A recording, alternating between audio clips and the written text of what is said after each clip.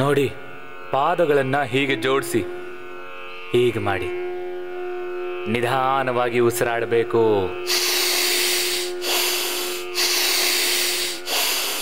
ನೂರು ಸಲ ನಿಧಾನವಾಗಿ ಮಾಡೋಣ. ಬೆರಳುಗಳಿಗೆ, ಮುಂಗೈಗೆ, ಮಣಿಕಟ್ಟುಗಳಿಗೆ ಇದು ಬಹಳ ಮುಖ್ಯ. ಕಾಲಿನ ಬೆರಳುಗಳಿಗೂ ಹೀಗೆ ನೀವು ವ್ಯಾಯಾಮನ ಮಾಡಬೇಕಾಗತ್ತೆ. ಸೊಂಟವನ್ನ ನೆಟ್ಟಿಗೆ ಇಟ್ಟುಕೊಂಡು ಇದನ್ನ 100 ಸಲಿನಾದರೂ ಮಾಡಬೇಕು. ವಯಸ್ಸಾದ ಹಿರಿಯರಿಗೆ, ಯಾರಿಗೆ ಕೀಲ್ ನೋವು ಜಾಸ್ತಿ ಇದೆಯೋ ಅವ್ರಿಗಿದು ಸಹಾಯ ಆಗತ್ತೆ. ಕೊರೋನಾ ಬಂದ ಮೇಲಂತೂ ಈ ಥರದ ಸಮಸ್ಯೆಗಳು ಬಹಳ ಜನಗಳಿಗೆ ಹೆಚ್ಚಾಗಿದೆ. ಹಣೆ, ಕಿವಿ, ಕಣ್ಣುಗಳು, ಮೂಗು ಮತ್ತು ಹಲ್ಲುಗಳು, ಥೈರಾಯ್ಡು, ಆಸ್ತಮಾ ಸಮಸ್ಯೆ,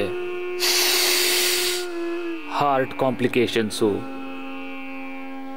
ಲಿವರು, ಕಿಡ್ನಿ, ಹೊಟ್ಟೆ ಸಮಸ್ಯೆಗಳು, ಜೊತೆಗೆ ಡಯಾಬಿಟೀಸ್, ಸ್ಕಿನ್ ಪ್ರಾಬ್ಲಮ್ಗಳು, ಬಹಳ ಥರದ ಸಮಸ್ಯೆಗಳು ಜನಗಳಿಗಾಗಿದೆ. ಕೊರೋನಾದ ಪರಿಣಾಮ ಇವೆಲ್ಲ. ಈಗ ನೋಡಿ, ನೇರವಾಗಿ ಕೂತ್ಕೊಂಡು, ನಿಂತ್ಕೊಂಡು ಅಥವಾ ಕೂತ್ಕೊಂಡು ಮಾಡಬಹುದು. ಸೂಕ್ಷ್ಮ ವ್ಯಾಯಾಮಗಳನ್ನು ನಾವೆಲ್ಲರೂ ಮಾಡಬೇಕು. ಯಾರು ಹೆಚ್ಚು ವ್ಯಾಯಾಮವನ್ನು ಮಾಡೋಕ್ಕಾಗಲ್ವೋ, ಯಾರು ಮಾಡಬಹುದೋ ಅವರು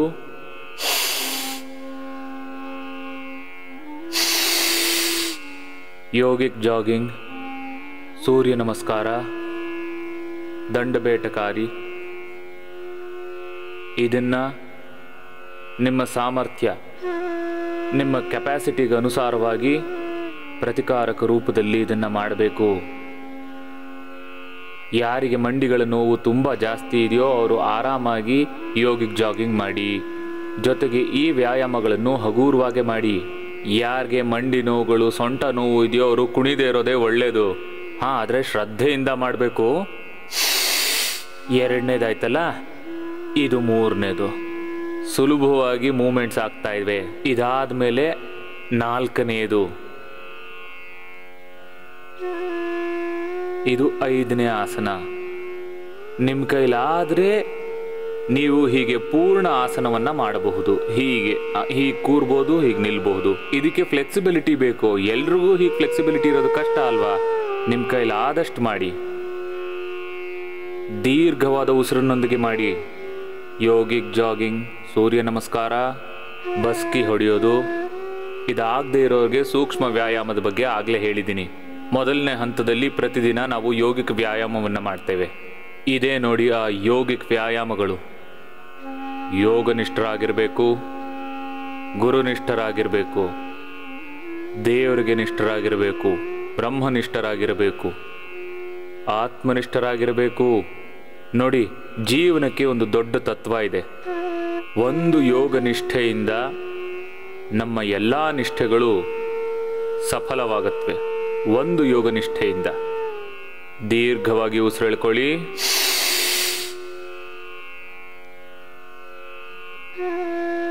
ಒಂದು ಯೋಗ ಧರ್ಮದಿಂದ ನಮ್ಮ ಎಲ್ಲ ಧರ್ಮ, ಮಾನವ ಧರ್ಮ, ಪರಿವಾರ ಧರ್ಮ, ಸಮಾಜ ಧರ್ಮ, ರಾಷ್ಟ್ರ ಧರ್ಮ ಇವೆಲ್ಲವೂ ಸಬಲವಾಗುತ್ತವೆ. ಒಂದು ಯೋಗದಿಂದ ಯಾರು ಯೋಗ ಮಾಡ್ತಾನೋ ಅವನು ಕರ್ಮಯೋಗಿ ಆಗೇ ಆಗ್ತಾನೆ. ಯೋಗ ಹಾಗೂ ಕರ್ಮಯೋಗದಿಂದ ಸ್ವಾಸ್ಥ್ಯ, ಸುಖ, ಸಮೃದ್ಧಿ, ಸಫಲತೆ, ಶಾಂತಿ ಏಕತತ್ವದಿಂದ ಸಿಗತ್ವೆ.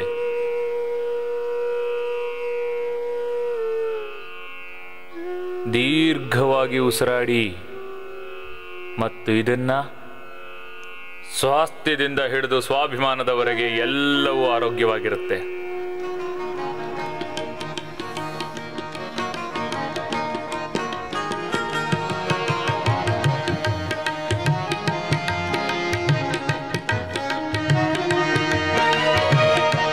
ನಿಮ್ಮ ಶಕ್ತಿಯಾನುಸಾರ ನೀವು ಮಾಡಬೇಕು, ಶ್ರದ್ಧೆಯೊಂದಿಗೆ.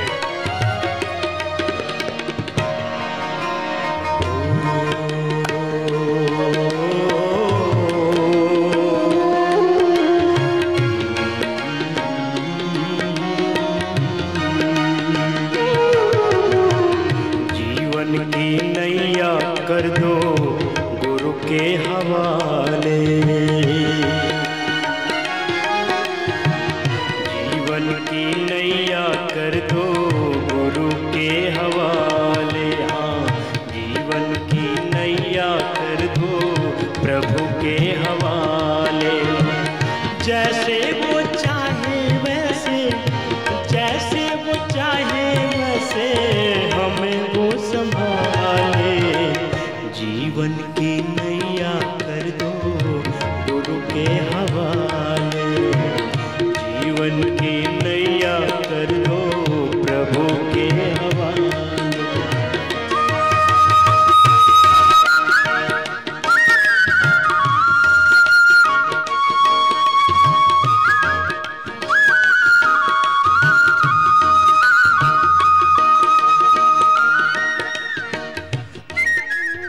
ದೀರ್ಘವಾಗಿ ಉಸಿರಾಡಿ, ಹೀಗೆ ನಿಶ್ವಾಸ ಉಚ್ಛ್ವಾಸ.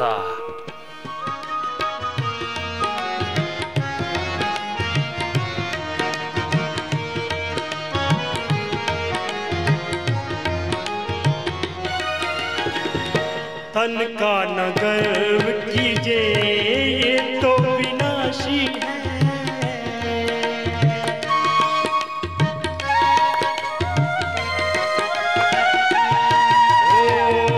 तन का न गर्व कीजिए, ये तो विनाशी है।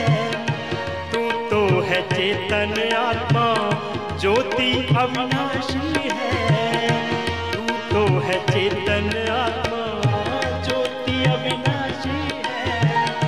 ज्योति सागर पिता को, ज्योति सागर पिता को दिल में बसा ले। राहों में भर जाएंगे तेरे उजाले, राहों में भर जाएंगे तेरे उजाले। जीवन की नैया कर दो गुरु के हवाले।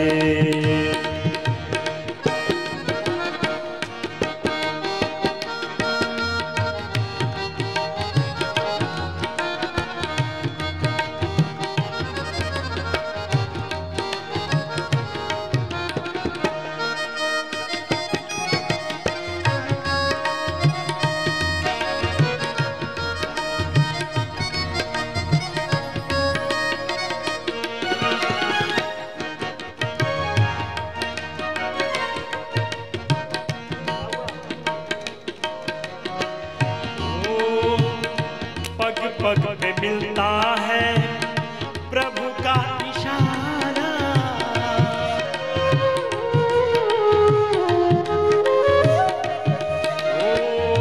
पग पग पे मिलता है प्रभु का इशारा। इसके सहारे कर स्वाहा तू सारा। पग पग पे मिलता है गुरु का इशारा। इसके सहारे कर दे स्वाहा तू सारा। अंबर के सारे तारे, अंबर के सारे तारे आंचल में सजा ले। मन के सरोवर में तू कमल खिला ले। मन के सरोवर में तू कमल ಕೈ ಮೇಲ್ ಮಾಡಿ. जैसे हो चाहे वैसे, जैसे हो चाहे वैसे हमें वो संभाले। जीवन की नैया कर दो गुरु के हवाले। जीवन की नैया कर दो प्रभु के हवाले।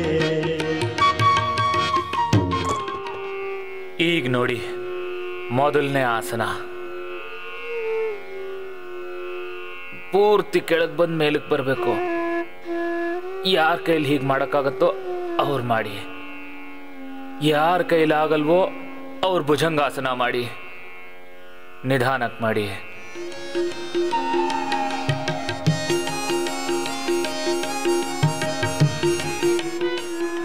ಹೀಗೂ ಯಾರಿಗೆ ಮಾಡೋಕ್ಕಾಗಲ್ವೋ ಅವರು ಮಕರಾಸನ ಮಾಡಿ. ಆದರೆ ಮೋಸ ಮಾಡಬೇಡಿ ಅಷ್ಟೇ. ತಪ್ಪುಗಳನ್ನ ಮಾಡಬೇಡಿ, ಸರಿಯಾಗಿ ಮಾಡಿ.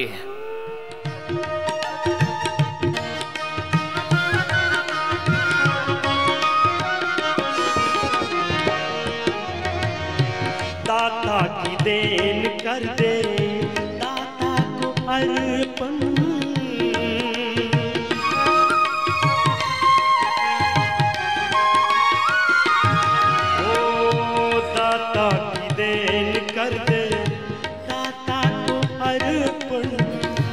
मेरा न मेरा कर दूं, कर दे समर्पण।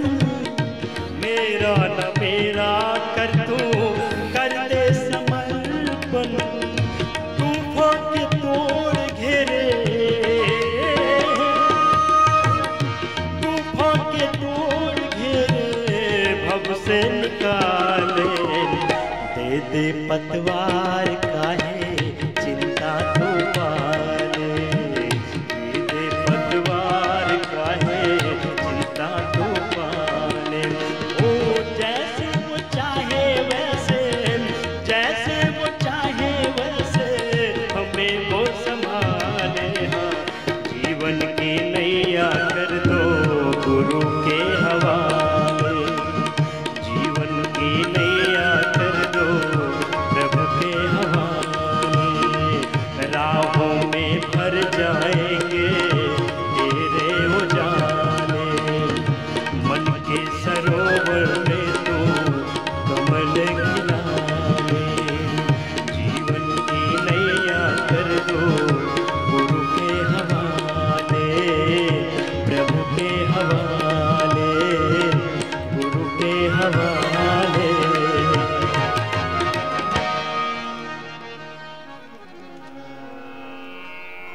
ಈಗ ನಾವು ಮಾಡಿದ್ದು 10-20 ನಿಮಿಷಗಳ ವ್ಯಾಯಾಮವನ್ನ. ನಿಮಗೂ ನನಗೆ ಬಂದಿರೋ ಅಷ್ಟೇ ಬೆವರು ಬಂದಿದೆಯೇನು? ನಿಜವಾಗ್ಲೂ ಬೆವರು ಬರ್ತಿದ್ಯಾ? ಒಳ್ಳೆದಾಯ್ತು. ದಿನ ಹೀಗೆ ಮಾಡಿ. ದಿನ ಬೆವರ್ಬೇಕು, ಹೀಗೆ ಮುಟ್ಕೋಬೇಕು ಪ್ರತಿದಿನ. ಕಡೆ ಪಕ್ಷ 100 ಗ್ರಾಮಿಂದ ಹಿಡಿದು 200-250 ಗ್ರಾಮ್ನಷ್ಟು ಬೆವರು ಬರಬೇಕು. ಒಳ್ಳೆದಾಯ್ತು. ಈಗ ನಾವು 5 ಆಸನಗಳನ್ನ ಮಾಡೋಣ. 5ರಿಂದ ಹಿಡಿದು 15 ಆಸನಗಳನ್ನ ನಾವು ಹೆಂಗಸರಿಗೆ ಮಾಡಿಸ್ತೀವಿ. 5 ಆಸನಗಳನ್ನ ಕೂತ್ಕೊಂಡು, 5 ಆಸನಗಳನ್ನ ಉದ್ದಂಡದಿಂದ, 5 ಆಸನಗಳು ಎಲ್ಲರಿಗೂ. ಎಲ್ಲರೂ 5 ಅಂತೂ ಮಾಡಲೇಬಹುದಲ್ವಾ? ಶೀರ್ಷಾಸನ, ಸರ್ವಾಂಗಾಸನ, ಹಲಾಸನ, ಚಕ್ರಾಂಗಾಸನ, ಪಶ್ಚಿಮೋತ್ತಾಂಗಾಸನ. ಯಾರಿಗೆ ಯಾವ ರೋಗಾನೂ ಇಲ್ವೋ ಅವರು ಮಂಡೂಕಾಸನ, ವಕ್ರಾಸನ, ಪವನ ಮುಕ್ತಾಸನ, ಉತ್ತಾಂಗ ಪಾದಾಸನ. ಬಹಳ ಮುಖ್ಯವಾದದ್ದಿದು. ಯಾರ ಕೈಲಾಗತ್ತೋ ಅವ್ರು ಇನ್ನೂ ಒಂದು ಆಸನವನ್ನ ಮಾಡಬಹುದು. ಮರ್ಕಟಾಸನ, ಸರ್ವಾಂಗಾಸನ. ಇದು ಲಂಗ್ಸ್ಗೆ, ಲಿವರ್ಗೆ ಮತ್ತು ಹೊಟ್ಟೆಗೆ ಬಹಳ ಒಳ್ಳೆಯದು. ಎಲ್ಲ ರೀತಿಲೂ ಒಳ್ಳೆಯದು. ಮೇರುದಂಡಕ್ಕೆ ಉಷ್ಟ್ರಾಂಗಾಸನ, ಮಕರಾಸನ, ಭುಜಂಗಾಸನ, ಜಲಾಸನ, ಮರ್ಕಟಾಸನ. ಇದನ್ನ ಮಾಡಿದ್ರೆ ಸಾಕು, ನಿಮ್ಮ ಉದ್ಧಾರ ನಿಶ್ಚಿತವಾದದ್ದು. ನಿಮ್ಮ ಅಭ್ಯಾಸಗಳು 1-2 ನಿಮಿಷಗಳಿಂದ ಶುರು ಮಾಡಿ 10-12 ನಿಮಿಷಗಳವರೆಗೆ ಮಾಡಬಹುದು. 1 ಯೋಗಾಸನದ ಕಾಲ ನಿಯಮವನ್ನು ಏನು ಅಂತ ಹೇಳಿದೆ? 1-2 ನಿಮಿಷಗಳಿಂದ ಶುರು ಮಾಡಿ 10-12 ನಿಮಿಷದವರೆಗೆ ಇನ್ನೂ 2ನೇ ರೌಂಡ್ ಮಾಡ್ತೀವಿ ನಾವು. ಈಗ ಕೇವಲ ಇಂಟ್ರಡಕ್ಷನ್ ಮಾಡ್ತಾ ಇದ್ದೀವಿ ಅಷ್ಟೇ. ದೀರ್ಘವಾಗಿ ಉಸಿರಾಡಿ, ದೀರ್ಘವಾಗಿ.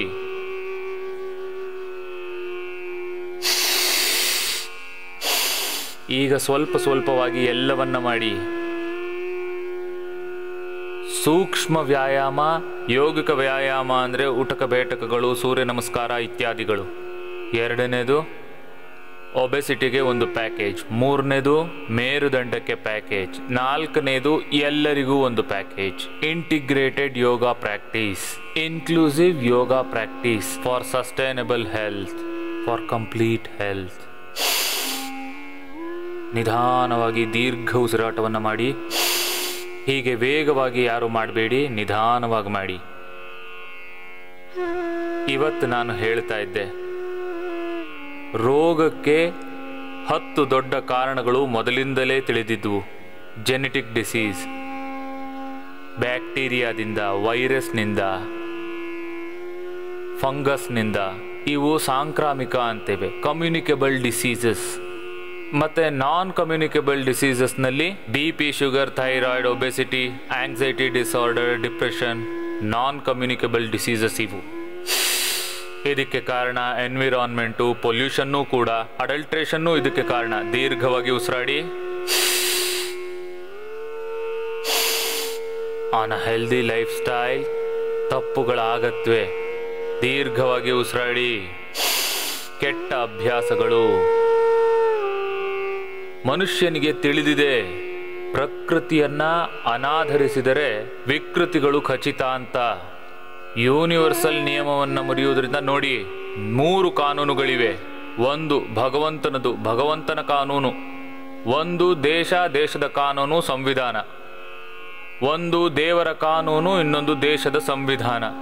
ಮೂರನೆಯದು ನಮ್ಮ ಮನೆತನ, ಸಮಾಜದ ರೀತಿ ನೀತಿ ಕಾನೂನುಗಳು. ಈ 3ರಲ್ಲಿ ಯಾವುದನ್ನೇ ಮುರಿದ್ರೂ ಬೇಜಾರಾಗತ್ತೆ. ಆದರೆ ಮನುಷ್ಯ ಈ 3ನ್ನು ಮುರಿತಾನೆ. ಮಾಡಿ ಸ್ವಲ್ಪ ಇದು ಪ್ರತೀಕಾರವಾಗಿ ಮಾಡ್ತಾ ಇರೋದು, ಹಾಗಾಗಿ ಸ್ವಲ್ಪ ಕಷ್ಟ ಇದ್ದೇ ಇರುತ್ತೆ. ಮಾಡಿ ಯೋಗಕ್ಕೆ ಇವೆಲ್ಲ ಬಹಳ ಮುಖ್ಯ. ಇವತ್ತು ಸ್ವಲ್ಪ ಗಾಳಿ ಕಮ್ಮಿನೇ ಇದೆ ಅಲ್ವಾ? ಬೆವರು ಬರ್ತಾ ಇದೆ, ಪರವಾಗಿಲ್ಲ, ಬೆವರೇ ತಾನೇ ಬರ್ತಾ ಇರೋದು. ಬೆವರು ಬರೋದು ಒಳ್ಳೆ ವಿಷಯ ಅಲ್ವಾ? ದೇಹದಿಂದ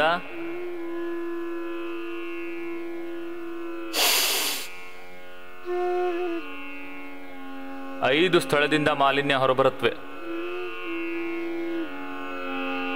ಸರಿ, ಅಂಗಾತ ಮಲ್ಕೊಳ್ಳಿ. ಒಂದು, ಮುಖ ಮತ್ತು ಮೂಗಿನಿಂದ ಗೊಣ್ಣೆಯ ರೂಪದಲ್ಲಿ ಒಂದೊಂದು ಕಾಲನ್ನ ಒಂದೊಂದು ಸಲ ಎತ್ತಿ. ಛತ್ತಾಸನ, ಚಿತ್ಕೋಣಾಸನ, ಒಟ್ಟು 3 ಆಸನಗಳು ಮಲಕ್ಕೊಂಡು.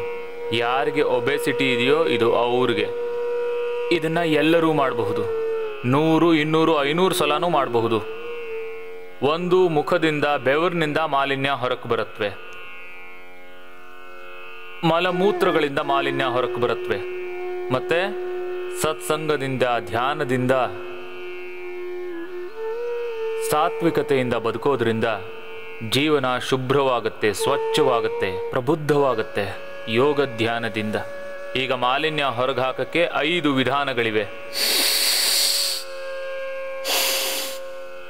ದೀರ್ಘವಾಗಿ ಉಸಿರಾಡಿ. ಮಲಮೂತ್ರಗಳಿಂದ, ಬೆವರಿನಿಂದ, ಮುಖದಿಂದ, ಮೂಗಿನಿಂದ ಮತ್ತು ವಿಚಾರದಿಂದಲೂ ವಿಕಾರಗಳು ಹೊರಬರುತ್ತವೆ. ಸದ್ವಿಚಾರದಿಂದ ದುರ್ವಿಚಾರಗಳು ಹೊರಬರುತ್ತವೆ. ಹೀಗೆಯೇ ಜಗತ್ತನ್ನ ಗೆಲ್ಲುವುದು. ಸದ್ವಿಚಾರಗಳಿಂದ ದುರ್ವಿಚಾರಗಳನ್ನ ಗೆಲ್ಲಿ. ಸದ್ಭಾವಗಳಿಂದ ದುರ್ಭಾವಗಳ ಮೇಲೆ ವಿಜಯ ಸಾಧಿಸಿ. ಸದ್ಗುಣಗಳನ್ನು ನಿಮ್ಮದಾಗಿಸಿಕೊಳ್ಳಿ. ಸತ್ಕರ್ಮಗಳನ್ನು ನಿಮ್ಮದಾಗಿಸಿಕೊಳ್ಳಿ. ದುರ್ಗುಣ, ದುಷ್ಕರ್ಮಗಳನ್ನು, ದುರಾಚರಣೆಗಳ ಮೇಲೆ ವಿಜಯ ಸಾಧಿಸಿ. ಕಾಮವನ್ನ ರಾಮನಿಂದ ಗೆಲ್ಲಿ. ಕ್ರೋಧವನ್ನ ಬೋಧನೆಯಿಂದ ಗೆಲ್ಲಿ. ಲೋಭವನ್ನ ತ್ಯಾಗದಿಂದ ಗೆಲ್ಲಿ. ಮೋಹವನ್ನ ದೇವರ ಉಪಾಸನೆ ಮತ್ತು ಭಕ್ತಿಯಿಂದ ಗೆಲ್ಲಿ. ದೈವ ಪ್ರೇಮದಿಂದ ಗೆಲ್ಲಿ. ಅಹಂಕಾರವನ್ನ ಓಂಕಾರದ ಉಪಾಸನೆಯಿಂದ ಗೆಲ್ಲಿ. ದೀರ್ಘವಾಗಿ ಉಸಿರಾಡಿ. ಒಂದೊಂದೇ ಕಾಲೆತ್ತಿ, ನಂತರ 2 ಕಾಲನ್ನ ಎತ್ತಿ. ನೀವು ಗೆಲ್ಲಲು ಬಯಸುತ್ತೀರಾ? ಜೀವನದಲ್ಲಿ ಸೋಲಲು ಯಾರು ಬಯಸೋದಿಲ್ಲ, ಎಲ್ಲರೂ ಗೆಲ್ಲಬೇಕು ಅಂತಾರೆ. ಈ ಗೆಲುವಿನ ಮಂತ್ರ ಏನು? ವಿಜಯದ ಮಂತ್ರ. ಒಬ್ಬ ಗೆಳೆಯ ಬರೆದಿದ್ದ, ಕಡೆಗೂ ಗೆಲುವು ನಿನ್ನದೇ ಅಂತ. ಚುನಾವಣೆಯಲ್ಲಿ ನಿಂತ, ಮನೆಯವರೇ ಓಟ್ ಹಾಕ್ಲಿಲ್ಲ. ದೀರ್ಘವಾಗಿ ಉಸಿರಾಡಿ. ನೋಡಿ, ಗೆಲುವಿನ ಮಂತ್ರ ಪುಸ್ತಕ ಬರೆಯೋದಲ್ಲ. ಗೆಲುವಿನ ಮಂತ್ರ ಅಂದ್ರೆ ಯಾವುದೋ ಮೋಟಿವೇಶನಲ್ ಸ್ಪೀಕರ್ ಆಗೋದಲ್ಲ. ಗೆಲುವಿನ ಅರ್ಥ ದೊಡ್ಡ ದೊಡ್ಡ ಕೆಲಸಗಳನ್ನ ಪಡೆಯೋದು ಅಲ್ಲ. ಗೆಲುವಿನ ಅರ್ಥ ಬಡವನಾಗೋದು ಅಲ್ಲ. ಗೆಲುವಿನ ಅರ್ಥ ಶ್ರೀಮಂತ ಆಗೋದು ಅಲ್ಲ. ಯಾರು ತನ್ನನ್ನ ತಾನು ಗೆದ್ನೋ ಅವನೇ ಜಗತ್ತನ್ನ ಗೆದ್ದ ಹಾಗೆ. ಗೆದ್ರೆ ನೀವೇ ರಾಮಕೃಷ್ಣ. ಅದನ್ನೇ ತಾನೇ ಭಗವದ್ಗೀತೆನೂ ಹೇಳೋದು. ಆತ್ಮವನ್ನ ಗೆದ್ದವರು ಮಾತ್ರ ವಿಶ್ವವನ್ನ ಗೆದ್ದಿರೋದು. ದೀರ್ಘವಾದ ಶ್ವಾಸ. ಒಂದೊಂದೇ ಕಾಲನ್ನ ತಿರುಗಿಸಿ, ಎರಡೂ ಕಾಲುಗಳಿಂದ ಅರ್ಧಾಲಾಸನ, ಪಾದವೃತ್ತಾಸನ ಮಾಡೋಣ. ಇದು ವಿಜಯದ, ಗೆಲುವಿನ ಮಂತ್ರ. ಯೋಗದಿಂದ ತನು ಮತ್ತು ಮನದ ಮೇಲೆ, ವಿಚಾರಗಳ ಮೇಲೆ, ಭಾವನೆಗಳ ಮೇಲೆ, ಸಂವೇದನೆಗಳ ಮೇಲೆ ಪ್ರಭಾವ ಬೀರುತ್ತೆ. ದೀರ್ಘವಾಗಿ ಉಸಿರಾಡಲು ಪ್ರಾರಂಭಿಸಿ. 2 ರೌಂಡ್ ಮಾಡಿ. ಈಗ ದಪ್ಪಗಿರುವ ಸೋದರ ಸೋದರಿಯರೇ, ಎಲ್ಲರೂ ವ್ಯಾಯಾಮ ಮಾಡಿ. ಎಷ್ಟೆಷ್ಟು ಸಲ? 500 ಸಲ. ನಿಧಾನವಾಗಿ ಮಾಡಿ. ಈಗ ಸೊಂಟಕ್ಕೆ ವ್ಯಾಯಾಮ ಮಾಡೋಣ. ನಿಧಾನವಾಗಿ ಮಾಡಿ. ಇದು ಯೋಗನೇ ಅಲ್ವಾ? ಸಿಂಗಿಂಗ್ ಯೋಗ, ಲಾಫಿಂಗ್ ಯೋಗ, ಮಾತನಾಡುವ ಯೋಗ, ನಗುವ ಯೋಗ, ಜೀವಂತವಾದ ಯೋಗ, ಲವ್ ಯೋಗ. ಹೀಗೆ ಶವದ ಹಾಗೆ ಯೋಗ ಮಾಡಬಾರ್ದು, ಉತ್ಸಾಹದಿಂದ ಮಾಡಬೇಕು. ನಿಧಾನವಾಗಿ ಮಾಡಿರಿ ಯೋಗವನ್ನು, ದೇಹಕ್ಕೆ ಮನಕ್ಕೆ ಯೋಗವ ಮಾಡಿರಿ. ನಿಧಾನವಾಗಿ ನೀವು ಯೋಗದ ಕಡೆಗೆ ತಿರುಗಿರಿ. ನಿಮ್ಮ ತನುವನ್ನ, ನಿಮ್ಮ ಮನಸ್ಸನ್ನ, ನಿಮ್ಮ ಚಿತ್ತವನ್ನ, ನಿಮ್ಮ ಆಸೆಗಳನ್ನ. ಈಗ ನೋಡಿ, ನೀವು ಯೋಗವನ್ನ ಮಾಡಿದ್ರೆ ಅದು ನಿಧಾನವಾಗಿ ತಿರುಗುತ್ತೆ. ಅದು ದೇಹನೇ ಆಗಿರಬಹುದು, ಮನಸ್ಸೇ ಆಗಿರಬಹುದು, ಅಥವಾ ನಿಮ್ಮ ಅಹಂಕಾರನೇ ಆಗಿರಬಹುದು. ಅದರ ಹಿಡಿತ ಕಡಿಮೆ ಆಗತ್ತೆ.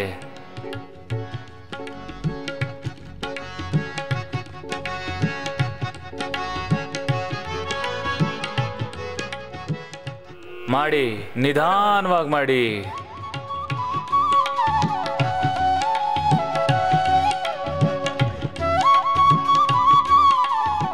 ನಿಧಾನವಾಗಿ ಮಾಡಿ ಅಭ್ಯಾಸನ.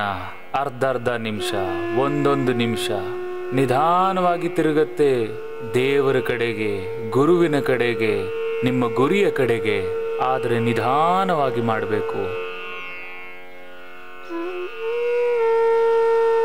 ಮರ್ಕಟಾಸನದ ಇನ್ನೊಂದು ಅಭ್ಯಾಸ ಮಾಡೋಣ. ಒಂದೊಂದು ಅಭ್ಯಾಸನ ಧೈರ್ಯದಿಂದ ಮಾಡೋಣ. ತನು ಮನಗಳನ್ನ ತನುವಿನಿಂದ, ಮನದಿಂದ. ನಾಚಿಕೆ ಬೇಡ, ಫ್ಲೆಕ್ಸಿಬಿಲಿಟಿ ಬರುತ್ತೆ. ಯಾರ ತನು ಮತ್ತು ಮನಸ್ಸು ಫ್ಲೆಕ್ಸಿಬಲ್ ಆಗಿರುತ್ತೋ ಅವರು ಎಲ್ಲವನ್ನೂ ಅಡ್ಜಸ್ಟ್ ಮಾಡ್ಕೋತಾರೆ. ಇಲ್ಲದೆ ಇದ್ರೆ ವಿದ್ರೋಹಗಳನ್ನ ಮಾಡ್ತಾರೆ, ಎಲ್ಲವನ್ನೂ ಒಡೆದು ಹಾಕ್ತಾರೆ. ಅಲ್ಲ, ನಾವು ಒಡೆಯೋದಲ್ಲ, ಸೇರಿಸೋ ಕೆಲಸ ಮಾಡಬೇಕು. ನಿಧಾನವಾಗಿ ಮಾಡಿ.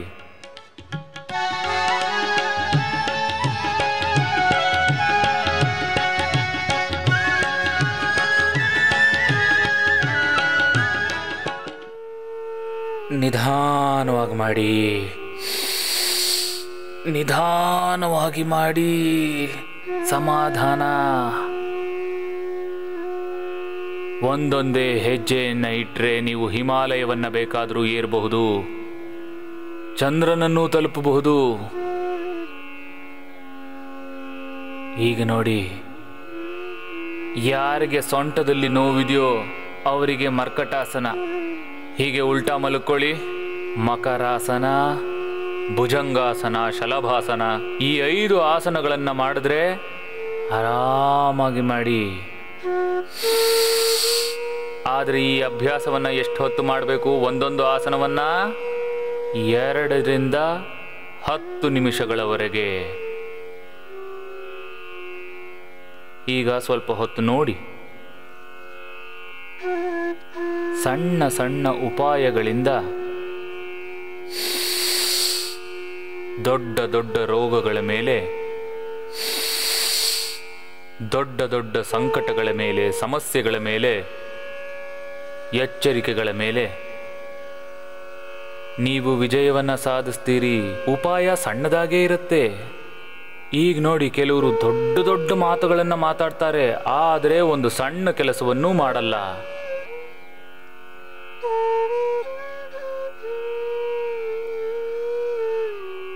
ಸಣ್ಣ ಸಣ್ಣ ಉಪಾಯಗಳಿಂದ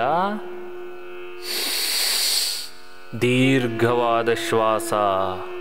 ದೊಡ್ಡ ದೊಡ್ಡ ರೋಗಗಳ ಮೇಲೆ, ವಿಕಾರಗಳ ಮೇಲೆ, ದೋಷಗಳ ಮೇಲೆ, ದೌರ್ಬಲ್ಯಗಳ ಮೇಲೆ ವಿಜಯವನ್ನ ಸಾಧಿಸಬಹುದು. ವಿಷಯ ಸಣ್ಣದೇ ಇರಬಹುದು.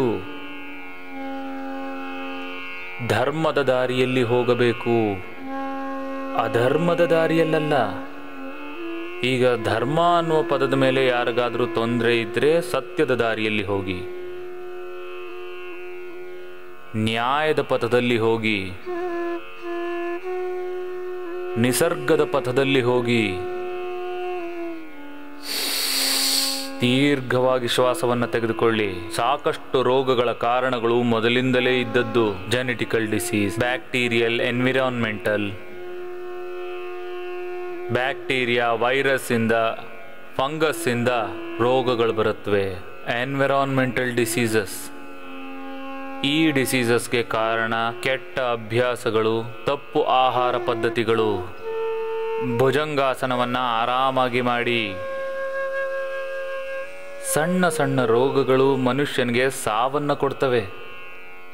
ಈ ಬ್ಯಾಕ್ಟೀರಿಯಾಗಳು ಇವು ನೆಟ್ಟ ಕಣ್ಣು ಕಾಣೋದೂ ಇಲ್ವಲ್ಲ, ಸೂಕ್ಷ್ಮದರ್ಶಕ ಯಂತ್ರಗಳ ಸಹಾಯದಿಂದ ನೋಡಬಹುದು ಅಷ್ಟೆ. ಅದಕ್ಕೊಂದು ಅರ್ಹತೆ ಇಲ್ಲ, ಅದಕ್ಕೊಂದು ಯೋಗ್ಯತೆ ಇಲ್ಲ. ಅವು ನಮ್ಮನ್ನು ಘಾಸಿ ಮಾಡಿವೆ ಮತ್ತು ನಮ್ಮ ಮೇಲೆ ಪ್ರಹಾರ ಮಾಡಿವೆ.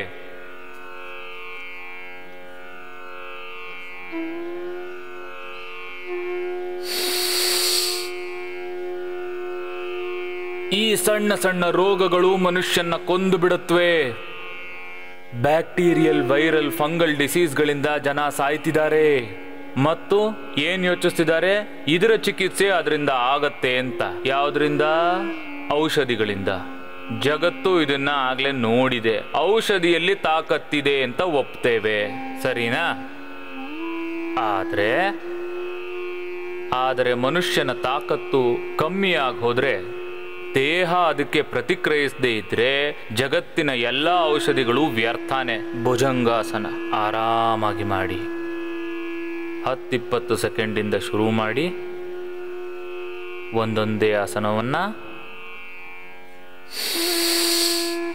ಒಂದೊಂದು 2-2, 5-5 ನಿಮಿಷ ಹೀಗೆ ಮಾಡಿ.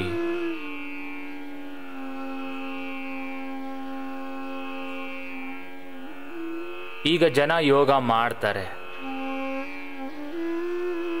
ಯೋಗನೇನೋ ಮಾಡ್ತಾರೆ, ಆದ್ರೆ ಎಷ್ಟೊತ್ತು? 10 ಸೆಕೆಂಡು, 20 ಸೆಕೆಂಡು, 1 ನಿಮಿಷ. ಅಲ್ಲಪ್ಪ, ನಿನಗೆ ಭಯಂಕರವಾದ ಬೆನ್ನೋವಿದ್ರೆ, ಸರ್ವೈಕಲ್ ಫೈಟಲಿಕ್ ಪೇನ್ ಅಥವಾ ಆಂಕ್ಲೋಸಿಂಗ್ ಸ್ಪಾಂಡಲೈಟಿಸ್ ಇದ್ರೆ 10 ನಿಮಿಷ ಮಾಡಿ. ಇದರಿಂದಾನೇ ಪರಿಹಾರ ಸಿಗತ್ತೆ. ನೋಡಿ, ಮಕರಾಸನದಲ್ಲೇ ಅನುಲೋಮ ವಿಲೋಮಗಳನ್ನ ಮಾಡಿ.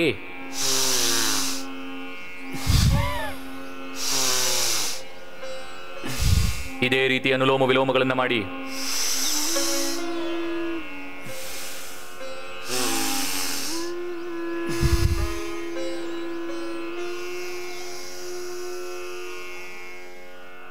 ದೇಹ ಪೂರ್ಣವಾಗಿ ಸ್ಟ್ರಕ್ಚರಲ್ ಇಂಬ್ಯಾಲೆನ್ಸ್ ಆಗಿದೆ. ಸರ್ವೈಕಲ್ ಸ್ಕ್ರಿಪ್ ಡಿಸ್ಕ್ ಪೇನ್, ಕೊಲಂಬೋ ಫರ್ಟಿಲಿಟಿಕ್ disease, ankylosing spondylitis.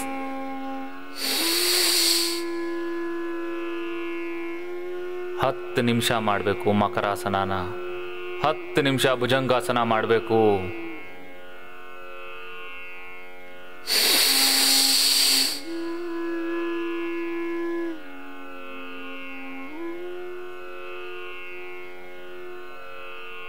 Life threatening disease ಅಂತ ಮೊದಲು 5-7 ರೋಗಗಳನ್ನ ಮಾತ್ರ ಹೇಳ್ತಾ ಇದ್ರು.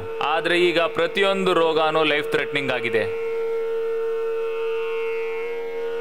ಈಗ ನೋಡಿ, ಬ್ಯಾಕ್ಟೀರಿಯಾ ಇಂದ, ವೈರಸ್ ಇಂದ, ಫಂಗಸ್ ಇಂದ ಸಾವುಗಳಾಗ್ತಾ ಇವೆ.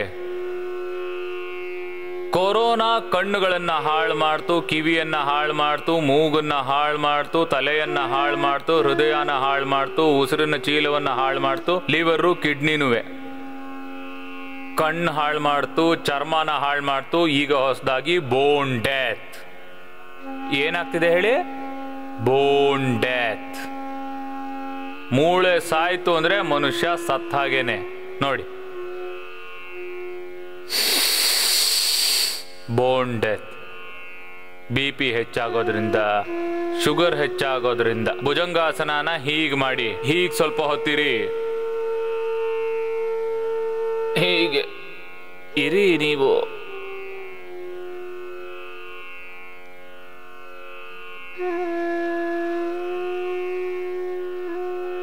ಹೀಗೆ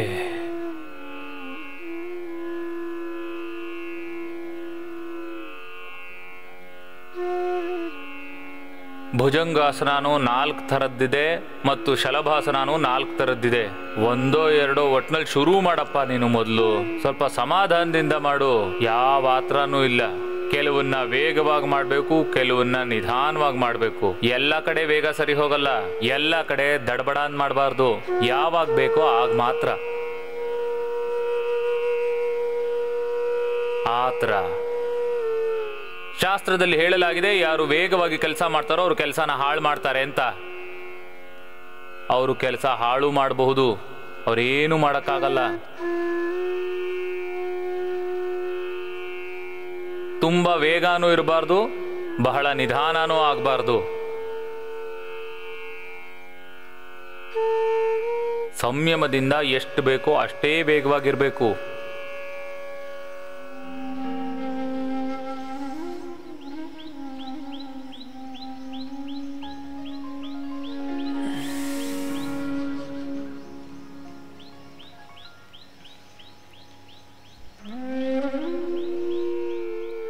ಸ್ವಲ್ಪನಾದ್ರೂ ದೇಹಕ್ಕೋಸ್ಕರ ಸಮಯ ಕೊಡಿ. ಈಗ ಕೂತ್ಕೊಳ್ಳಿ ನೀವು. ಈಗ ಉಷ್ಟ್ರಾಸನದಲ್ಲಿ ಆರಾಮಾಗಿರಿ. ಒಂದೊಂದು ತೊಂದರೆಗೆ 5 ಆಸನಗಳನ್ನ ಹೇಳ್ತೀನಿ. 5 ರಿಂದ 15 ಆಸನಗಳನ್ನ ಮಾಡಿ ಆರಾಮಾಗಿ ಆರಾಮಾಗಿ. ನಾನು ಹೇಳ್ದ ಹಾಗೆ ಬ್ಯಾಕ್ಟೀರಿಯಾಯಿಂದ, ವೈರಸ್ ಇಂದ, ಫಂಗಸ್ ಇಂದ ಉಸಿರೆಳ್ಕೊಳ್ಳಿ.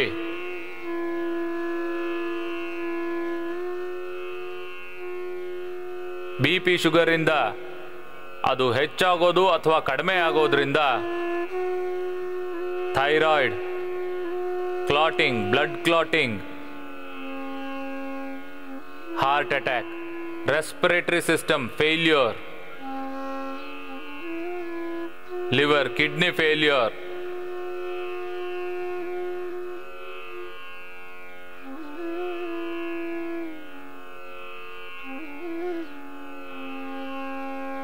ಸಮಯ ಕೊಡಬೇಕಾಗತ್ತೆ ನೋಡಿ.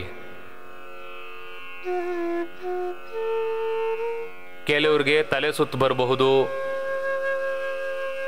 ಕೆಲವ್ರಿಗೆ ತಲೆ ಹಿಂದೆ ಮಾಡೋದ್ರಿಂದ ತಲೆ ಸುತ್ತು ಬರುತ್ತೆ. ವರ್ಟಿಗೋ ಪ್ರಾಬ್ಲಮ್ಮು ಮೊದಲಿಂದಾನೇ ಇರುತ್ತೆ. ಅವರು ಹೀಗೆ ಮಾಡಕ್ ಹೋಗಬೇಡಿ. ಅವರು ಹೀಗೆ ಕೂತ್ಕೊಂಡು ಹೀಗೆ ಸೊಂಟನ ಸ್ಟ್ರೆಚ್ ಮಾಡಿ. ಮುಂದೆ ನೀವು ಬಗ್ಗೋ ಅಭ್ಯಾಸ ಇರುತ್ತೆ, ಹಿಂದೆ ಬಗ್ಗಲ್ವಲ್ಲ.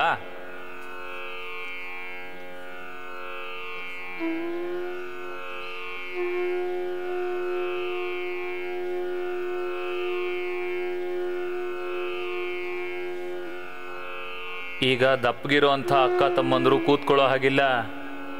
ಅವ್ರು ಎಷ್ಟೆಷ್ಟು ಸಾರಿ ಮಾಡಬೇಕು? 500 ಸಲ.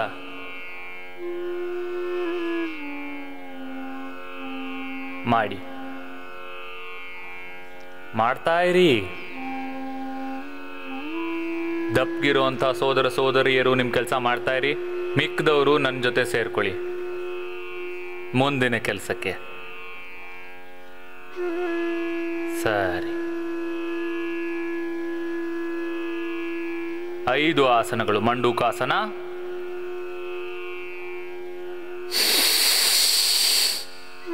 ವಕ್ರಾಸನ, ಪವನ ಮುಕ್ತಾಸನ, ಉತ್ಥಾನ ಪಾದಾಸನ, ಇಲ್ಲಿಂದ ಹಿಡಿದು ಸರ್ವಾಂಗಾಸನದವರೆಗೆ 15 ಆಸನಗಳಿವೆ. ನೀವು ಅದರಲ್ಲಿ 5 ಮಾಡಿದ್ರೂ ಸಾಕು, ನಿಮ್ಮ ಕೆಲಸ ಆದ ಹಾಗೆ. 5 ಮಾಡೋಕ್ಕಾಗಲಿಲ್ಲ, 10, 15 ಮಾಡೋಕ್ಕಾಗಲಿಲ್ಲ, ಕಡೆ ಪಕ್ಷ 2, 3 ಆದರೂ ಮಾಡಿ. ಮಂಡೂಕಾಸನ, ಪವನ ಮುಕ್ತಾಸನ ಮತ್ತೆ ವಕ್ರಾಸನ ಎಷ್ಟಾಗತ್ತೋ ಅಷ್ಟು 2, 3 ಮಾಡಿದ್ರೂ ಸಾಕು. ಒಂದು ರೋಗಕ್ಕೆ 2 ರಿಂದ 10, 15 ಆಸನಗಳಿವೆ. ಹೇಳ್ತೀನಿ ಕೇಳಿ. ದೇಹ ಎಷ್ಟು ನಿಷ್ಪ್ರಯೋಜಕ ಆಗಿದೆ ಅಂದ್ರೆ,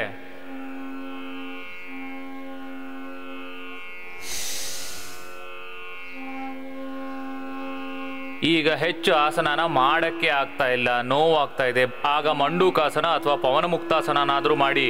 ಇಷ್ಟು ಮಾಡಿದ್ರೂ ಸಾಕು. ಒಂದೊಂದು ಆಸನನ ಅರ್ಧ ಗಂಟೆ ಮಾಡಿ ಸಾಕು. ಇದರಲ್ಲೇ ಭಸ್ತ್ರಿಕಾ ಮಾಡಿ, ಕಪಾಲಭಾತಿ ಮಾಡಿ, ಇದೇ ಆಸನದಲ್ಲಿ ಪ್ರಾಣಾಯಾಮನೂ ಮಾಡಿ. ನಿಮ್ಮ ಅಭ್ಯಾಸನ ಮಾಡ್ಕೊಳ್ಳಿ.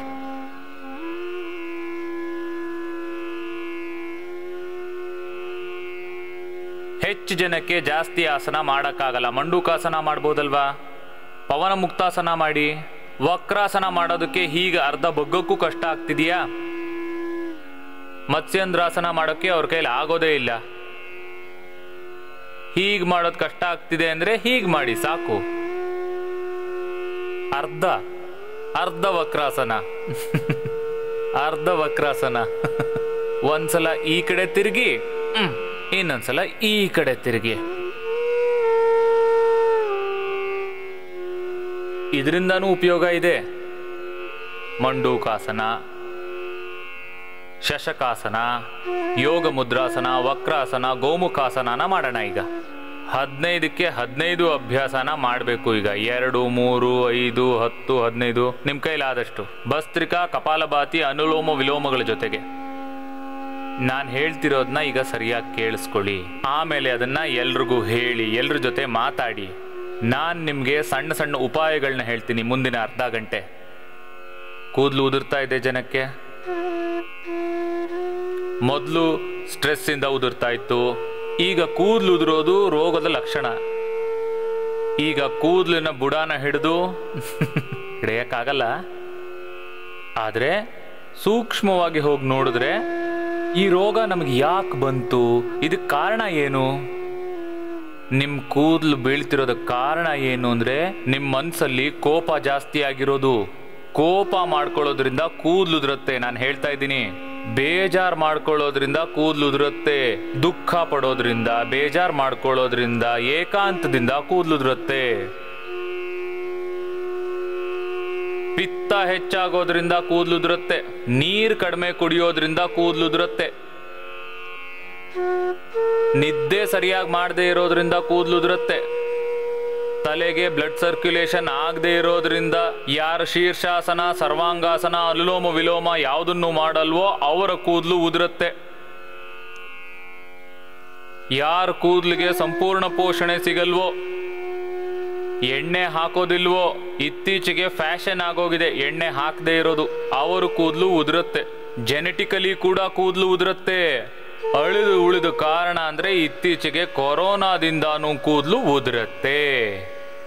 ಯಾರಿಗೆ ಕೊರೋನಾ ಬಂದಿತ್ತೋ ಅದು ಹೋಗ್ತಾ ಹೋಗ್ತಾ ಎಂಥ ಅಲ್ಲೋಲ ಕಲ್ಲೋಲ ಮಾಡಿದೆ ಅಂದ್ರೆ, ಭೂಕಂಪ, ಬಿರುಗಾಳಿ, ಸುಂಟ್ರಗಾಳಿ ಒಟ್ಟಿಗೆ ಬಂದ ಹಾಗೆ.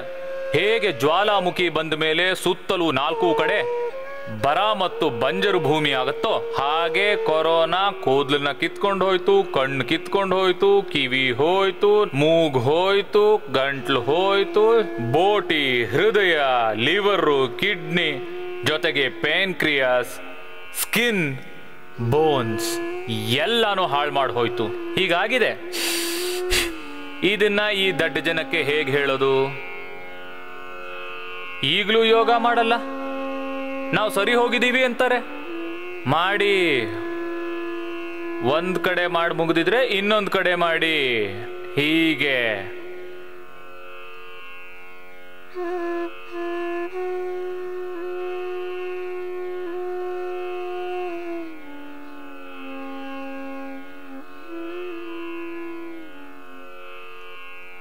ಎಲ್ಲರೂ ಮಾಡಬೇಕು.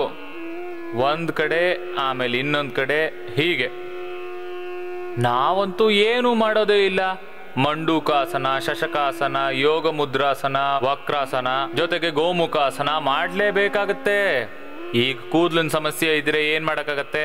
ಶೀರ್ಷಾಸನ ಮಾಡಿ, ಸರ್ವಾಂಗಾಸನ ಮಾಡಿ, ಎರಡೂ ಆಗದೆ ಇದ್ರೆ ಅನುಲೋಮ ವಿಲೋಮ ಮಾಡಿ. ಕೇಶಕಾಂತಿ ತೈಲ ಇದೆ. ಈಗ ನೋಡಿ, ಕೂದಲಿಗೋಸ್ಕರ ನಾವು 10 ಥರದ ಎಣ್ಣೆಗಳನ್ನ ಮಾಡಿದೀವಿ. ಹೇಳ್ತಾರಲ್ಲ, ಕೊಬ್ಬರಿ ಎಣ್ಣೆ ಹಾಕೊಳ್ಳಿ, ಮನೇಲಿ ಏನಾದ್ರೂ ಸಾಸಿವೆ ಎಣ್ಣೆ ಇದ್ರೆ ಅದನ್ನೇ ಹಾಕೊಳ್ಳಿ. ನಾವು ತೇಜಸ್ ತೈಲ ಅಂತ ಒಂದು ಮಾಡಿದೀವಿ. ಅದರಲ್ಲಿ ಎಲ್ಲ ಎಣ್ಣೆಗಳು ಸೇರಿವೆ, ಎಲ್ಲ ತರಹದ ಪೋಷಣೆನೂ ಅದರಿಂದ ಆಗತ್ತೆ. ಆದರೆ ಅದನ್ನ ಹಾಕೊಳ್ಳೋಕ್ಕೆ ಸ್ವಲ್ಪ ಮಂದವಾಗಿದೆ. ಯಾವತ್ತು ತಲೆ ಸ್ನಾನ ಮಾಡ್ತಿರೋ ಹಿಂದಿನ ದಿನ ರಾತ್ರಿ ಹಾಕೊಳ್ಳಿ, ಆರಾಮಾಗಿ ಹಾಕೊಳ್ಳಿ, ಆರಾಮಾಗಿ ಹಾಕೊಳ್ಳಿ. ಅಲ್ಲದೆ ನಮ್ಮ ಇನ್ನೊಂದು ದಿವ್ಯಕೇಶ ತೈಲ ಇದೆ, ತುಂಬಾ ಹಳೇದು. ನಾವದನ್ನ 27 ವರ್ಷದಿಂದ ಮಾಡ್ತಿದ್ದೀವಿ. ಮಾಡಿ ದಿವ್ಯಕೇಶ ತೈಲ. ಅದರಲ್ಲಿ ನಾರು ಬೇರಿನ ವಾಸನೆ ಬರುತ್ತೆ. ಆದರೆ ಈಗಿನವರು ನನಗೆ ಸುಗಂಧ ಬರೋ ಎಣ್ಣೆನೇ ಬೇಕು ಅಂತಾರೆ. ಸುಗಂಧದಿಂದ ಕೂದಲು ಉದುರುತ್ತೆ ತಿಳ್ಕೊಂಬಿಡಿ. ಯಾರು ಕೂದಲಿಗೆ ಸುಗಂಧಿತ ತೈಲ ಹಾಕ್ತಾರೋ ಅವ್ರು ಕೂದಲು ಉದುರುತ್ತೆ. ಅಲ್ಲದೆ ಕೂದಲು ಬಗ್ಗೆ ಜನ ಎಷ್ಟು ಹುಚ್ಚೊತ್ತಿಸ್ಕೊಂಡಿದ್ದಾರೆ ಅಂದರೆ 90% ಜನ ಹಾಕೋ ಎಣ್ಣೆಯಲ್ಲಿ ಪ್ಯಾರಾಫಿನ್ ಇದೆ. ಅದಕ್ಕೆ ಇಂಡಸ್ಟ್ರಿಯವರು ಏನ್ ಹೆಸರಿಟ್ಟಿದ್ದಾರೆ? Mineral oil. ಏನ್ ಹೆಸರು ಬರ್ದಿದ್ದಾರೆ? ನಿಮ್ಮ ಮನೇಲಿ ಹೋಗಿ ಬೇಕಾದ್ರೆ ಚೆಕ್ ಮಾಡ್ಕೊಳ್ಳಿ. ನಾನೊಂದ್ಸಲ ಕ್ಯಾಂಪೇನ್ ಮಾಡಿದ್ದೆ. ನಾವು ತಾನೇ ಎಷ್ಟು ಅಂತ ಕ್ಯಾಂಪೇನ್ ಮಾಡೋಕ್ಕಾಗತ್ತೆ? ಇದು ಇಷ್ಟು ದೊಡ್ಡ ದೇಶ. ಒಂದೊಂದು ಕ್ಯಾಂಪೇನ್ ಮಾಡಬೇಕು ಅಂದ್ರೆ 10, 20, 50 ಕೋಟಿ ಬೇಕಾಗತ್ತೆ. ಎಲ್ಲಿಂದ ತರೋಣ ದುಡ್ಡು ನೀವೇ ಹೇಳಿ?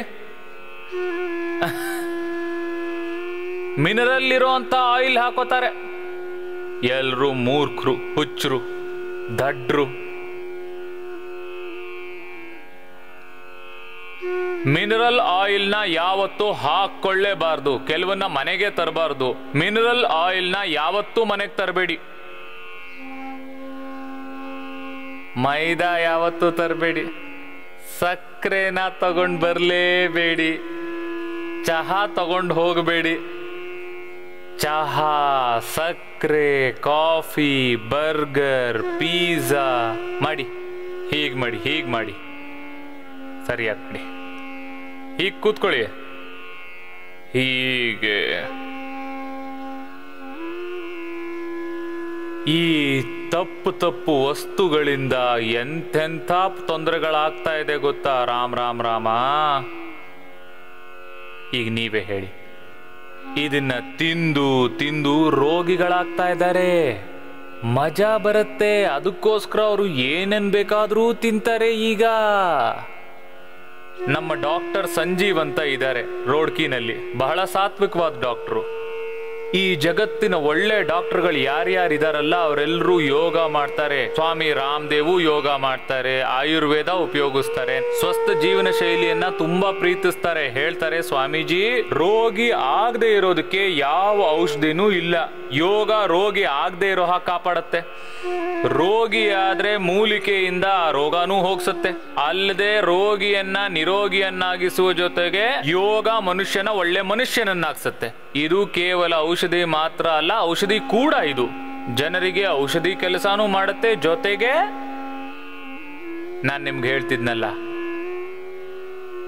ಇಂಥ ಬೇಡದ ಕೆಲಸಗಳನ್ನ ನೀವು ನಿಲ್ಲಿಸಬೇಕಾಗತ್ತೆ. ಕೆಲವು ಸಾಮಾನನ್ನ ಮನೆಗೆ ತರಲೇಬಾರ್ದು. ಜಗತ್ತಿನಲ್ಲಿ ಇಂಥ ಒಂದು ಕಾನೂನು ಬರಬೇಕು, ಯಾವುದು ಮನುಷ್ಯನ್ಗೆ ಲಾಂಗ್ ಟರ್ಮ್ ನಲ್ಲಿ ತೊಂದರೆ ಕೊಡುತ್ತೋ ಅಂಥ ವಸ್ತುಗಳನ್ನ ಮಾರಲೇಬಾರ್ದು ಅಂತ. ಅದಕ್ಕೆ ಉತ್ತರನೂ ಕೊಡ್ತಾರೆ. ಜನ ಹೇಗಾದ್ರೂ ಮಾಡಿ ಇದನ್ನ ಹೆಂಗೋ ಅಡ್ಜಸ್ಟ್ ಮಾಡ್ಕೊಂಡು ತರ್ತಾರೆ ಅಂತ. ತರ್ಲಿ ಬಿಡಿ. ಯಾವ್ದು ಅನ್ಹೆಲ್ತಿನೋ ಅದರಿಂದ ತಪ್ಪಿಸ್ಕೊಳ್ಳಿ.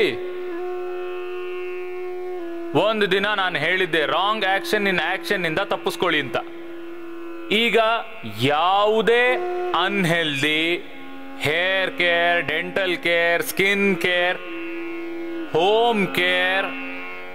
ಈಗ ಮೊನ್ನೆ ಒಬ್ಬ ವ್ಯಕ್ತಿ ಬಂದಿದ್ದ ತೆಲಂಗಾಣದಿಂದ. ಅವನು ಮನೆಯಲ್ಲಿ ಬಾತ್ರೂಮು ಮತ್ತೆ ಈ ಫರ್ ಕ್ಲೀನ್ ಮಾಡೋದಕ್ಕೆ, ಫ್ಲೋರ್ ಕ್ಲೀನ್ ಮಾಡೋದಕ್ಕೆ ಅಂತ, ಟಾಯ್ಲೆಟ್ ಕ್ಲೀನ್ ಮಾಡೋದಕ್ಕೆ ನಾವು ತರ್ತೀವಲ್ಲ ವಿಷ, ಅದನ್ನ ಸ್ವಲ್ಪ ಟಾಯ್ಲೆಟ್ ಕೆಟ್ಟೋಯ್ತು ಅಂತ ಅದರೊಳಗೆ ಹಾಕ್ತಿರಲ್ಲ, ಅದರಿಂದ ಬರೋ ವಾಸನೆಯಿಂದಾನು ಮನುಷ್ಯನ ಶ್ವಾಸಕೋಶ ಹಾಳಾಗೋಗುತ್ತೆ. ಅದರಿಂದ 90% ಲಂಗ್ಸ್ ಹಾಳಾಗಿ ಡಾಕ್ಟ್ರು ನಿನ್ ಲಂಗ್ಸ್ ನ ಟ್ರಾನ್ಸ್ಪ್ಲಾಂಟ್ ಮಾಡಬೇಕು, 50 ಲಕ್ಷ 1 ಕೋಟಿ ಆಗ್ಬಹುದು ಅಂದ್ರು. ಮನೆಗೆ ಹೋಗಿದ್ ಬರ್ತೀನಿ ಅಂತ ಅವ್ನು ಇಲ್ಲಿಗೆ ಬಂದ. ಅವ್ನ 6 ತಿಂಗಳು ಇಲ್ಲಿ ಯೋಗ ಮಾಡಿ ಸರಿ ಹೋದ, ಅದು ಬೇರೆ ವಿಷಯ. ಆದ್ರೆ ನೀವು ಬುದ್ಧಿ ಕಲಿಯಲ್ಲ. Hair care, dental care, skin care, home care, ಎಲ್ಲ ವಿಷನು ಮನೆಗೆ ತಗೊಂಡು ಬರ್ತೀರಾ ನೀವು. ವಿಷ ನಾವು ತಾನೇ ಏನೇನು ಕ್ಯಾಂಪೇನ್ ಮಾಡೋಕ್ಕಾಗತ್ತೆ. ಈಗ ಒಂದು ವಿಷಯ, dental care, skin care, hair care, home care, ಯಾವುದಾದ್ರೂ ಈ ಬೇರೆ ಬೇರೆ ತರಹದ ಕಾಸ್ಮೆಟಿಕ್ಸು, ಬೇರೆ ಬೇರೆ ತರಹದ ವಿಷ, ಅದನ್ನ ಯಾವುದೇ ಕಾರಣಕ್ಕೂ ತಗೊಂಡು ಬರಬೇಡಿ. ಒಂದು, ವಿಷಕಾರಿಯಾದಂಥ ಯಾವ ವಸ್ತುನೂ ಮನೆಗೆ ತರಬೇಡಿ. ಎರಡು, ನೀವು ತಪ್ಪಿಸ್ಕೋಬೇಕಾಗಿರೋದು ರೇಡಿಯೇಷನ್ ಇಂದ ನಿಮ್ಗೆ ಎಷ್ಟಾಗುತ್ತೋ ಅಷ್ಟು ತಪ್ಪಿಸ್ಕೊಳ್ಳಿ. ಇತ್ತೀಚೆಗೆ ನಾವು ಎಷ್ಟು ಗೆಜೆಟ್ ನ ಯೂಸ್ ಮಾಡ್ತೀವಿ ಅಂದ್ರೆ, ಎಷ್ಟು ಟಿವಿ ನೋಡ್ತೀವಿ, ಎಷ್ಟು ಮೊಬೈಲ್ ನೋಡ್ತೀವಿ, ಮತ್ತೆ ಅದರಿಂದ ಬರೋ ರೇಡಿಯೇಷನ್ಸು ಅಪಾಯಕಾರಿ. ಜನರಿಗೆ ಇದರಿಂದಾನು ದೊಡ್ಡ ದೊಡ್ಡ ಸಮಸ್ಯೆಗಳಾಗ್ತಾ ಇದೆ.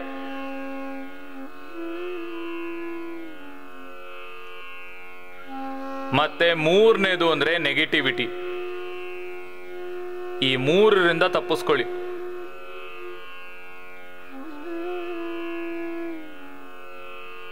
ರೇಡಿಯೇಷನ್ಸ್ ಇಂದ, ನೆಗೆಟಿವಿಟಿಯಿಂದ, ಮತ್ತೆ ಈ ವಿಷಕಾರಿಯಾದಂತಹ ತಾಮಸಿಕ ವಸ್ತುಗಳಿಂದ ನಿಮ್ಮನ್ನು ನೀವು ಕಾಪಾಡ್ಕೊಳ್ಳಿ. ನಿಮ್ಮ ಮನೆಯ ಹತ್ತಿರದಿಂದ ಈ ಎಲ್ಲ ವಸ್ತುಗಳನ್ನು ನಾನೀಗ ಹೇಳಿದ್ನಲ್ಲ, ಚಹಾ, ಕಾಫಿ, ಬೀಡಿ, ಸಿಗರೇಟು, ಮದ್ಯ, ಎಲ್ಲ ತರದ ಸುಂದರವಾದಂಥ, ಬೇಡದೇ ಇರೋಂಥ, ವಿಷಕಾರಿಯಾದಂಥ, ಅನ್ಹೆಲ್ತಿಯಾದಂಥ ವಸ್ತುಗಳನ್ನ ತೆಗೆದುಬಿಟ್ರೆ, ಬಡವನ ಮನೆಯಿಂದಾನು ಚಹಾ, ಬೀಡಿ, ಸಿಗರೇಟು, ಕಾಫಿ ಇದನ್ನೆಲ್ಲ ನಾವೇನಾದ್ರೂ ತೆಗೆದ್ರೆ ಬಡವನ ಮನೆಯಿಂದಾನು ಸುಮಾರು 1-2 ಸಾವಿರದಿಂದ ಹಿಡಿದು 10 ಸಾವಿರದವರೆಗೂ ಖರ್ಚು ಉಳಿಯುತ್ತೆ. ಕಡೆ ಪಕ್ಷ 1-2 ಸಾವಿರದಿಂದ ಹಿಡಿದು ನಿಮ್ಮ ಮನೆಯ 1 ತಿಂಗಳ ಮಿಡಲ್ ಕ್ಲಾಸ್ ಫ್ಯಾಮಿಲಿಲಿ 10-20 ಸಾವಿರ, ಮತ್ತೆ ಓಪನ್ ಮಿಡಲ್ ಕ್ಲಾಸ್ ಫ್ಯಾಮಿಲಿ ಏನಿದೆ ಅದರಲ್ಲಿ 50 ಸಾವಿರದವರೆಗೂ ಖರ್ಚು ಉಳಿಯುತ್ತೆ. ಇದಕ್ಕೆ ದುಡ್ಡನ್ನ ಹಾಳು ಮಾಡ್ತಿರೋದು. ದುಂದು ವೆಚ್ಚ ಬೇರೆ ಮಾಡ್ತೀರಾ. ದುಂದು ವೆಚ್ಚ, ಕಾಸ್ಮೆಟಿಕ್ಸು, ಮತ್ತೆ ಇದೇ ತರ ಸಣ್ಣ ಸಣ್ಣ ವಿಷಯನೂ ಗ್ಲಾಮರೈಸ್ ಮಾಡಿಕೊಂಡು ಗ್ಲಾಮರ್ ಗ್ಲಾಮರ್ ಗ್ಲಾಮರ್, ಇದರಿಂದಾನು ತಪ್ಪಿಸ್ಕೋಬೇಕು. ಇದ್ರ ಮೇಲೆ ಸುಮ್ಮನೆ ಖರ್ಚು ಮಾಡ್ತೀವಿ. ಮಂಡೂಕಾಸನ, ಶಷ್ಕಾಸನ, ಯೋಗ ಮುದ್ರಾಸನ, ಅರ್ಧ ಮತ್ಸ್ಯಂದ್ರಾಸನ, ಗೋಮುಖಾಸನ, ಒಂದೊಂದು ಆಸನಾನು 5-5 ನಿಮಿಷ ಮಾಡಬೇಕು. ಎಷ್ಟಾಗುತ್ತೋ ಅಷ್ಟು ಮಾಡಿ. ಈಗ ಇದಕ್ಕೂ ಒಂದು ಉಪಾಯ ಹೇಳ್ತೀನಿ, ಕೇಳಿ. ಮೊದಲಿಂದ ಕೊನೆಯವರೆಗೂ ಒಂದಷ್ಟು ಉಪಾಯಗಳನ್ನ ಹೇಳ್ತೀನಿ, ಕೇಳಿಸ್ಕೊಳ್ಳಿ. ತಪ್ಪಿಸ್ಕೋಬಹುದಾದ ವಿಷಯಗಳನ್ನ ನಾನು ಹೇಳ್ತೀನಿ ಅಂದ್ರೆ ನನಗೆ ಎಷ್ಟು ನೋವಾಗುತ್ತೆ ಅಂದ್ರೆ, ಪ್ರೆಗ್ನೆಂಟ್ ಲೇಡೀಸ್ ಗಮನ ವಹಿಸ್ತಾ ಇಲ್ಲ. ಪ್ರೆಗ್ನೆನ್ಸಿ ಸಮಯದಲ್ಲಿ ಮಕ್ಕಳಿಗೆ ಹಾಲು ಕುಡಿಸುವಾಗ ಸಣ್ಣ ಸಣ್ಣ ಮಕ್ಕಳಿಗೆ ಔಷಧಿ ಕೊಡ್ತಾರೆ. ಜೊತೆಗೆ ಅವರು ಔಷಧಿ ತಗೋತಾನೆ ಇರ್ತಾರೆ. ವಿಷ ಇರೋವಂಥದ್ದು 99% ವಿಷಕಾರಿ ಆಹಾರದಿಂದ ಮಾತ್ರ ಅಲ್ಲ, ವಿಷಕಾರಿ ಔಷಧಿಯಿಂದಾನು ತಪ್ಪಿಸ್ಕೊಳ್ಳಿ. ಎಲ್ಲಿ ನೋಡಿದ್ರು ಬರೀ ಕೆಮಿಕಲ್ಸೇ, ಎಲ್ಲಿ ನೋಡಿದ್ರು ವಿಷ ವಿಷ ವಿಷ. ಸರಿ, ಈಗ ನೋಡಿ, ನಾವು ಈ ಕೇಶಕಾಂತಿ ಆಯಿಲ್ನ ಮಾಡಿದೀವಲ್ಲ, ಈಗ ಈ ಕೋವಿಡ್ ಈ ತರ ಕಾರಣಗಳಿಂದ ಜನಕ್ಕೆ ತುಂಬಾ ಕೂದಲು ಉದುರಕ್ಕೆ ಶುರು ಆಯ್ತಲ್ಲ, ಅದಕ್ಕೆ ನಾವು ಅದರಲ್ಲಿ ಯಾವ ಶ್ರೇಷ್ಠ ಉತ್ಪಾದನೆಗಳನ್ನ ನಾವು ಮಾಡಬಹುದಾಗಿತ್ತೋ ಕೂದಲಿಗೋಸ್ಕರ ನಾವು ವೆಚ್ಚದ ಬಗ್ಗೆ ಯೋಚನೆ ಮಾಡಲಿಲ್ಲ. ನಾನು ಹೇಳಿದೆ, ಒಂದು ಸಲ ಒಬ್ಬ ಮನುಷ್ಯ ಹಾಕೊಂಡ ಅಂದ್ರೆ 1, 2, 3 ಸಲದಲ್ಲಿ ಕೂದಲು ಉದುರೋದು ನಿಂತು ಹೋಗ್ಬೇಕು. ಅದಕ್ಕೆ ಕೇಶ್ ಕಾಂತ್ ಅಡ್ವಾನ್ಸ್, ಅದಕ್ಕೆ ನಾವು ಕೇಶ್ ಕಾಂತಿ ಅಡ್ವಾನ್ಸ್ ಹೇರ್ ಆಯಿಲ್ ನ ಲಾಂಚ್ ಮಾಡಿದೀವಿ. ಮೊದಲು ನಾವು ಯೋಗ ಗ್ರಾಮದಿಂದ ಕಳಿಸ್ತಾ ಇದ್ವಿ.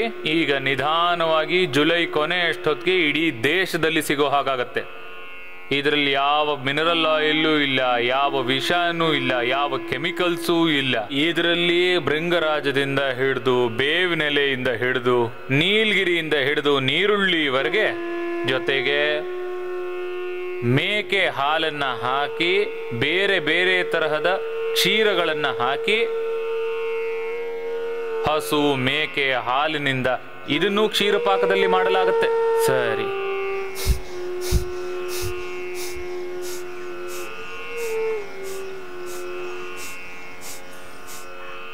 ಕೇಶ್ ಕಾಂತಿ ತೈಲ, ಕೇಶ್ ಕಾಂತಿ ಶಾಂಪೂ, ಕಂಡೀಷ್ನರ್ ಅನ್ನಂತೂ ಎಕ್ಸೆಪ್ಷನ್ ಅನ್ನೋ ಹಾಗೆ ಆಗ ಈಗ ಯೂಸ್ ಮಾಡಿದ್ರೆ ಸಾಕು.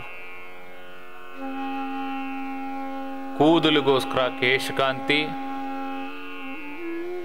ಹಲ್ಲುಗಳಿಗೆ ದಂತಕಾಂತಿ,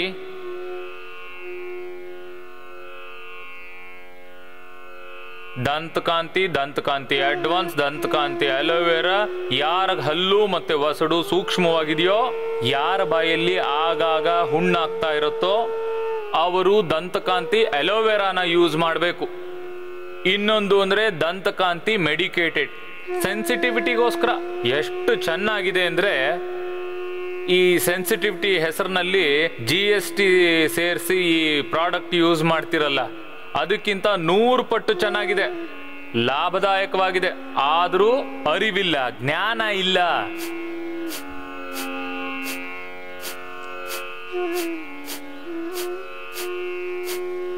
ಈಗ ನೋಡಿ, ಎರಡೂ ಕಡೆಯಿಂದ ಒಂದೊಂದರ ಅಭ್ಯಾಸನೂ ನಾನು ಇವತ್ತು ಮಾಡಿಸಿದ್ದೀನಿ. ಹೇಳಿ, ಎಷ್ಟೆಷ್ಟು ಸಲ ಮಾಡಿಸಿದ್ದೀನಿ? ಯಾರಿಗೆ ಎಷ್ಟಾಗತ್ತೋ ಅಷ್ಟು ಮಾಡಿ. ನಾನು ಹೇಳ್ದ ಹಾಗೆ ಮಂಡೂಕಾಸನ, ವಕ್ರಾಸನ ಮಾಡಿ ಸಾಕು. ಇಷ್ಟು ಮಾಡಿದ್ರೂ ಸಾಕು ನಿಮಗೆ, ಇಷ್ಟೇ ಮಾಡಿದ್ರೂ ಒಳ್ಳೇದು.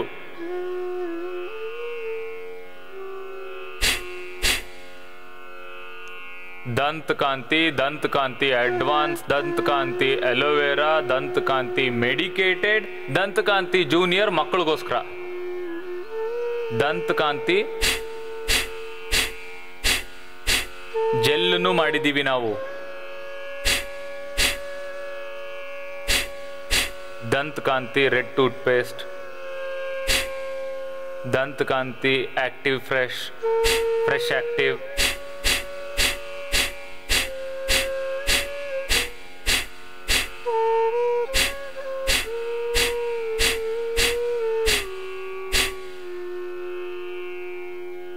ವಕ್ರಾಸನ, ಗೋಮುಖಾಸನ. ಯಾರಿಗೆ ಎಷ್ಟು ಮಾಡೋಕ್ಕಾಗತ್ತೋ ಅಷ್ಟು ಮಾಡಿ. ಒಂದೊಂದು ಆಸನಾನು ಒಂದೊಂದು 2-2 ನಿಮಿಷ ಭಸ್ತ್ರಿಕಾ ಕಪಾಲಭಾತಿ ಜೊತೆಗೆ ಮಾಡಿ. ಅಲ್ಲದೆ ಪ್ರಾಣಾಯಾಮ ಧ್ಯಾನನ ನಿಮ್ಮ ಸಂಕಲ್ಪದ ಜೊತೆಗೆ ನೀವು ಮಾಡಿ. ದಂತಕಾಂತಿ, ಕೇಶಕಾಂತಿ, ಸ್ಕಿನ್ ಕೇರ್ಗೋಸ್ಕರ ನಾವು ನಿಮಗೋಸ್ಕರ 10ರಿಂದ 15 ಥರದ ಫೇಸ್ ವಾಶ್ಗಳನ್ನ ತಗೊಂಡು ಬಂದಿದ್ದೀವಿ. ಮಾಯಿಶ್ಚರೈಸರ್ ಕ್ರೀಮಿಂದ ಹಿಡಿದು beauty, anti wrinkling, anti agent cream ಜೊತೆಗೆ ಗೋಲ್ಡ್ ಕ್ರೀಮನ್ನು ತಂದಿದ್ದೀವಿ. ಸ್ಕಿನ್ ಕೇರ್ಗೆ ಎಲ್ಲದಕ್ಕಿಂತ ಒಳ್ಳೆಯದು 100% ನ್ಯಾಚುರಲ್ಲು, ಆರ್ಗ್ಯಾನಿಕ್ಕು ಆಗಿರೋದು. ಚರ್ಮಕ್ಕೋಸ್ಕರ ಅದರಲ್ಲಿ ಬಹಳ ಒಳ್ಳೆಯದಾದಂಥ ಒಂದು ತತ್ವ ಇರುತ್ತೆ ಅಂದರೆ ಅಲೋವೆರಾದು. ಸರಿ, ಅಲೋವೆರಾ ಜೆಲ್ ಹಾಕೊಳ್ಳಿ, ಅಲೋವೆರಾ ಜ್ಯೂಸ್ ಕುಡ್ಕೊಳ್ಳಿ. 100 ವರ್ಷದವರೆಗೆ ನಿಮ್ಮ ಚರ್ಮಕ್ಕೋಸ್ಕರ ನೀವು ಕಾಲೇಜಿನವರಿಂದ ಹಿಡಿದು ಎಲ್ಲರೂ ಕೂಡ ಆಗಿರೋದು. ಇದರಲ್ಲಿ ನೀವು ವೈಟ್ನೆಸ್ನ ಎನ್ಹ್ಯಾನ್ಸ್ ಮಾಡುವಂಥ ಪ್ರಾಡಕ್ಟ್ಗಳು ಇವೆ. ಇದರಲ್ಲಿ ಸ್ಕಿನ್ ವೈಟ್ನಿಂಗ್ಗೋಸ್ಕರನೂ ಬಹಳ ವಸ್ತುಗಳಿವೆ. ಅದಕ್ಕೋಸ್ಕರ ಹಲವಾರು ಸಂಶೋಧನೆಗಳನ್ನ ಮಾಡಿದ್ರು ಸೈಂಟಿಸ್ಟ್ಗಳು. ಅದನ್ನ ನೀವು ಕೂಡ ಎಲ್ಲರೂ ಪ್ರಯೋಗ ಮಾಡಿ ನೋಡಿದ್ದೀರಾ. ಅದರಲ್ಲಿ ಯಾವುದೇ ತುಂಬಾ ಫಲಿತಾಂಶ ಕೊಡುವಂಥ ವಸ್ತು ಇಲ್ಲ.